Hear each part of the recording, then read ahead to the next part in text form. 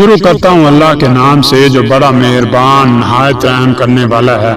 جب مولا غازی عباس علمدار علیہ السلام کے بیٹے فضل ابن عباس ماں سے رخصت ہونے کے لیے خیمے کے اندر گئے اور مل جل کر فوراً باہر آئے اور حاضر خدمت حسینی ہو کر عرض کی کہ چچا جان مجھے بھی جنگ کی اجازت دی۔ جواب ملا بیٹا جاؤ اللہ حافظ۔ اجازت پاتے ہی آپ میدان کارزار میں روانہ ہوئے۔ حضرت عباس علیہ السلام کا یہ نور نظر میدان میں پہنچا اور کمال جان بازی اور جوش شجاعت سے رجز پڑا، جس کا ترجمہ یہ ہے اللہ کی قسم تم میرے خون بہانے کے لیے اتنے ہو یا اور زیادہ ہو یا اکیلے ہو، میرے لیے سب برابر ہیں۔ اے اس زمین پر بدترین قیام کرنے والوں اور اے فساد کی آگ بھڑکانے والی شریر قوموں، یاد رکھو کہ میں ان قریب تمہاری ساری جمعیت کا شرازہ بکھیر دوں گا اور سروں کو تن سے بے تکلف جدا کر دوں گا۔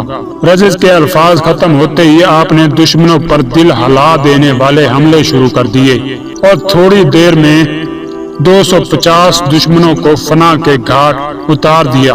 مسلم کھلانی نقل ہے کہ فرزند عباس کمال جانفشانی سے اپنی جان بازی کے مظاہرے کر رہے تھے اور دشمن کی ساری فوج تباہ ہوتی جا رہی تھی کہ ناگہاں ایک شخص عظیم الخلقت جو کنارے کھڑا ہوا تمام ماجرا دیکھ رہا تھا، عقاب شکستہ بازو کی طرح ابن عباس پر یہ کہتا ہوا حملہ آور ہوا کہ اللہ تعالیٰ کی قسم اسے میں قتل کروں گا، یہ تو بڑا بہادر معلوم ہوتا ہے۔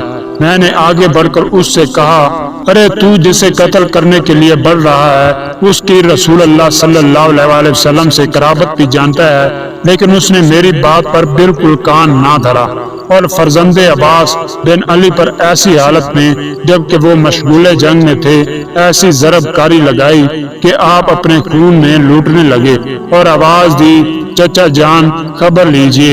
امام حسین علیہ السلام فوراً دوڑ کر میدان میں پہنچے اور دیکھا کہ آپ ایڑیاں رگڑ رہے ہیں یہاں تک کہ آپ کی روح راہی جنت ہو گئی۔ یہ دیکھ کر امام حسین علیہ السلام رو پڑے اور کہا اے میرے بیٹے تیری موت سے بے انتہا صدمہ پہنچا۔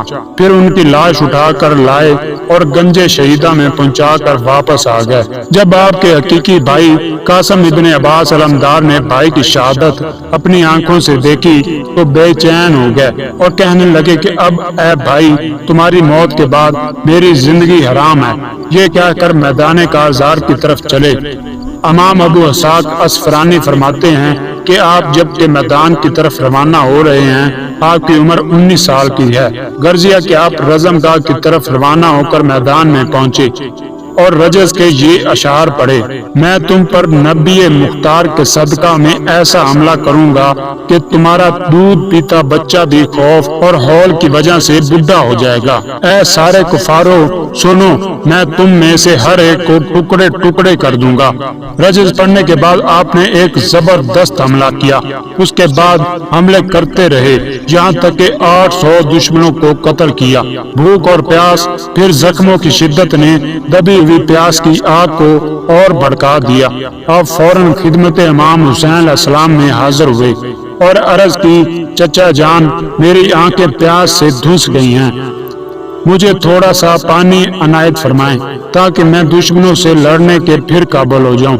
یہ سن کر مجبور امام نے فرمایا بیٹا تھوڑی دیر اور صبر کرو، تمہیں تمہارے جد نامدار حضرت محمد مصطفیٰ صلی اللہ علیہ وسلم ایسے جام سے سیراب کریں گے کہ پھر تم کو کبھی پیاس نہ لگے گی۔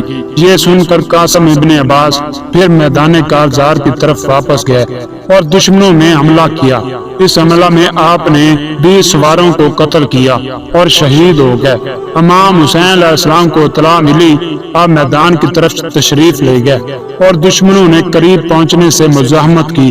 آپ نے حملہ کیا اور 400 دشمنوں کو قتل کر کے آپ ان کی لاش اٹھا لائے اور گنج شہیدہ میں داخل کر دیا۔